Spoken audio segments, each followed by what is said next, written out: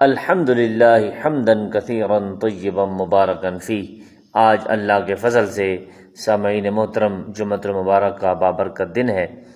اور اس کے متعلق کریم آقا صلی اللہ علیہ وآلہ وسلم کی بہت سی احادیث مبارکہ ہیں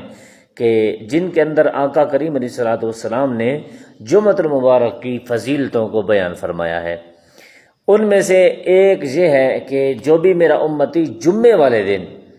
مجھ محمد کی ذات پاک پر درود السلام پڑھے گا یا درود السلام پڑھنے کا اہتمام کرے گا،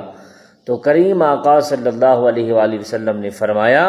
کہ اللہ تبارک و تعالی اس کا وہ درود پاک میرے مزار کے اوپر فرشتوں کے ذریعے پہنچواتا ہے، اور حضور نے فرمایا میں درود پڑھنے والے کو بھی جانتا ہوں اور اس کے والد کو بھی جانتا ہوں، اور اس سلام کا حضور نے فرمایا میں جواب بھی دیتا ہوں۔